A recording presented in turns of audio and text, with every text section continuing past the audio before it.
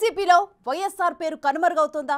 రాజన్న రాజ్యం తెస్తానంటూ గతంలో చేసుకొని లబ్ధి పొందిన జగన్ తరువాత కాలంలో తండ్రి పేరు లేకుండా జనాన్ని మొత్తం తన వైపు తిప్పుకుంటున్నారా? తాజా పరిణామాలు చూస్తే అలానే ఉంది. ఈ మాటలు ఎవరో బయటవారు అన్నవి కావు, జగన్ సోదరి షర్మిల చేస్తున్న ఆరోపణలే. దానికి తోడు ప్రతిపక్షాలు కూడా జగన్ తీరుపై ఆరోపణలు చేయడంతో షర్మిల వ్యాఖ్యలకు మరింత బలం చేకూరినట్లయింది. ఇంతకీ షర్మిల చేసిన ఆరోపణల్లో నిజమెంత? Watch the story.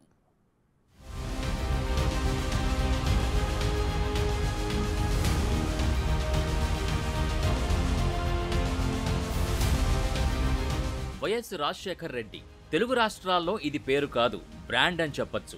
ఉమ్మడి రాష్ట్రంలో తనదైన శైలిలో పాలన చేస్తూ అన్ని వర్గాల మన్ననలు పొందారు వైఎస్ఆర్.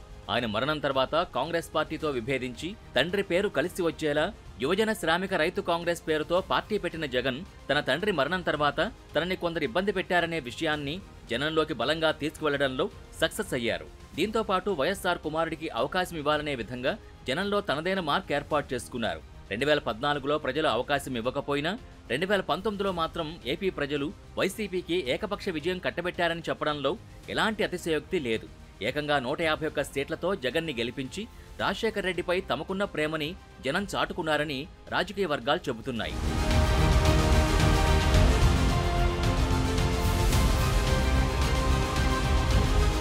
ఇక్కడి వరకు బాగానే ఉంది. తర్వాత కాలంలో జగన్ తనదైన శైలిలో రాజకీయాలు చేయడం మొదలుపెట్టారట.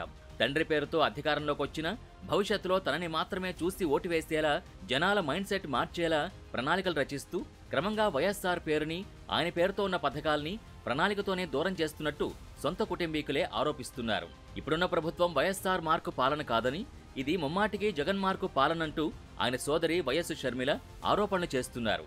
ఆమె చేస్తున్న ఆరోపణలు కూడా కొట్టివేయలేమని రాజకీయ నిపుణులు అభిప్రాయం వ్యక్తం చేస్తున్నారు. ఎందుకంటే వైఎస్ఆర్ మరణం తర్వాత తెలుగు రాష్ట్రాల్లో ఆయన అభిమానులు చాలా మంది చనిపోయారు. వారిని ఓదార్చే క్రమంలో జగన్ కాంగ్రెస్ పార్టీకి దూరమయ్యారు. తండ్రి పేరుతో పార్టీ పెట్టి జనంలోకి వెళ్లారు. తండ్రి లేని కుమారుణ్ణి తనని ఆశీర్వదించాలంటూ ఓటర్లను కోరారు. మేనిఫెస్టో నుంచి అన్నింటిలోనూ తండ్రి పేరు, ఫోటోకే ఎక్కువగా ప్రాధాన్యమిచ్చారు. కానీ ఇప్పుడు ఆ పరిస్థితి పూర్తిగా మారిపోయింది.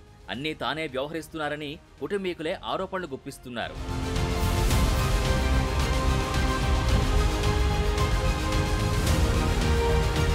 తండ్రి పేరుతో పెట్టిన పార్టీలో పేదల కోసం చాలా పథకాలు పెట్టినా అందులో ఆయన పేరు మాయమైందనేది షర్మిల ఆరోపణ. పేదల కోసం తన తండ్రి పనిచేస్తే దానికి విరుద్ధంగా జగన్ పాలన సాగుతోందని ఏపీసీసీ చీఫ్ ఆరోపిస్తున్నారు. వైఎస్ఆర్సీపీలో వైఎస్ఆర్ లేరని, వై అంటే వైవి సుబ్బారెడ్డి, ఎస్ అంటే సాయిరెడ్డి, ఆర్ అంటే రామకృష్ణారెడ్డిగా మారిందని షర్మిల ఆరోపిస్తున్నారు. వైఎస్ఆర్ వారసుణ్యాన్ని చెప్పుకునే జగన్ ఇదేనా ఆయన ఆశయాలు నిలబెట్టడం అంటూ ఘాటుగానే ఆరోపణలు గుప్పిస్తున్నారు. ప్రజల గొంతుకయ్యేందుకు వైఎస్ఆర్ బిడ్డ ఇక్కడికొచ్చిందని షర్మిల చెబుతున్నారు. వైఎస్ఆర్ ఆశయాలు పాటించని వారిని వచ్చే ఎన్నికల్లో ఘోరంగా ఓడించాలని ఆమె పిలుపునివ్వడం తీవ్ర చర్చనీయాంశంగా మారింది. మీరు ఆశీర్వదించండి. ఇప్పుడు మీరు ఓట్లేసిన వైసీపీ పార్టీలో రాజశేఖర్ రెడ్డి గారు లేరు, వైఎస్ఆర్ కాంగ్రెస్ పార్టీలో రాజశేఖర్ రెడ్డి గారు లేరు. ఇప్పుడున్న వైసీపీ అంటే వైఎస్ఆర్ కాంగ్రెస్ పార్టీ అంటే వై అంటే వైవి సుబ్బారెడ్డి, ఎస్ అంటే సాయిరెడ్డి, ఆర్ అంటే సజ్జల రామకృష్ణారెడ్డి. వీళ్ళే మిగిలారు, వీళ్ళే ఏలుతున్నారు. రాజశేఖర్ రెడ్డి గారు లేరు, సాక్షి పేపర్లో లేరు, సాక్షి టీవీలో లేరు. రాజశేఖర్ రెడ్డి గారు ఖరాబరుగైపోతున్నారు.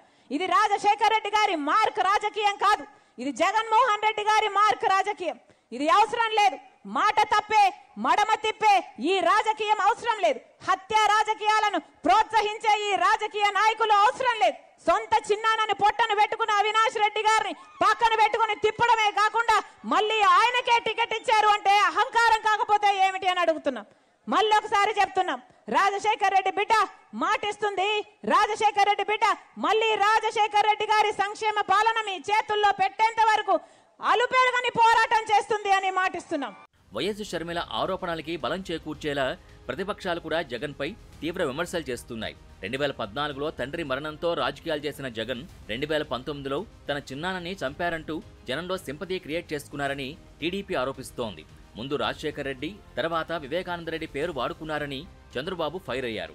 రాజశేఖర్ రెడ్డి తాను మంచి మిత్రులమని గతంలో చాలాసార్లు చెప్పిన టీడీపీ అధినేత ఆ లక్షణాలు జగన్లో లేవని బాహాటంగానే విమర్శలు గుప్పించారు. తాజాగా ఎన్నికల ప్రచారంలో సింపతి రాజకీయాలు మానుకోవాలంటూ జగన్కి సలహా ఇచ్చారు చంద్రబాబు. ఇంకో పక్క బాబాయిని చంపేసి గొడ్డలతో చంపేసి గుండెపోటు అని చెప్పి నాటకాలాడి నారాసుర రక్త చరిత్రని ఇన్ని ఆడి అంటే ఇతను చేసే నేరాలని వేరే వాళ్ళపైన దోసేసే దిట్ట. అంటే ఎవరైతే బాధితులు ఉన్నారో వాళ్ళని నిందితులుగా చేసి జైల్లో పెట్టేస్తున్నాడు. అదే మరి నన్ను కూడా పెట్టేశారు జైల్లో, మీరు చూశారు. ఇలాంటి దొంగల్ని ఏం చేయాలో మీరే ఆలోచించండి. ఇలాంటి నేరస్తులను ఏం చేస్తారో మీరే ఆలోచించండి. ఆంధ్రప్రదేశ్ రాష్ట్రాన్ని నేరాల అడ్డాగా తయారు చేస్తారా తమ్ముళ్ళు అని మిమ్మల్ని అడుగుతున్నా. రాజ్యాంని మరో పులివెందలు చేస్తారా అని మిమ్మల్ని అడుగుతున్నా. రాజ్యాంలో గొడ్డలి సంస్కృతి మీకు కావాలా అని మిమ్మల్ని అడుగుతున్నా. 2014 తర్వాత రాజకీయాల్ని పరిశీలిస్తే జగన్ వైఖరిలో పూర్తిగా మార్పు వచ్చిందని రాజకీయ వర్గాలు కూడా చెబుతున్నాయి. వివిధ పథకాలకి తన తండ్రి పేరు పెట్టుకుని జనంలోకి వచ్చిన జగన్ తర్వాత కాలంలో ఆయన పేరు కాకుండా తననే ఎక్కువగా ఎస్టాబ్లిష్ చేసేందుకు యత్నిస్తున్నారనేది రాజకీయ నిపుణుల మాట.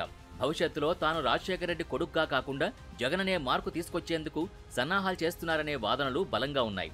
అలా చేస్తేనే తన చెల్లితో పాటు కుటుంబ సభ్యులకి చెక్ పెట్టి సొంతంగా తనదైన మార్కు క్రియేట్ చేసుకునే అవకాశం ఉందని, అందుకే అలాంటి అడుగులు వేస్తున్నారని టాక్. ఈ విషయాన్ని జనం గ్రహించాక జగన్ మొహం చూసి ఓటేస్తారా లేదా రాజశేఖర రెడ్డి కొడుకు అని ఆదరిస్తారా అనేది ప్రశ్నార్థకంగా మారింది.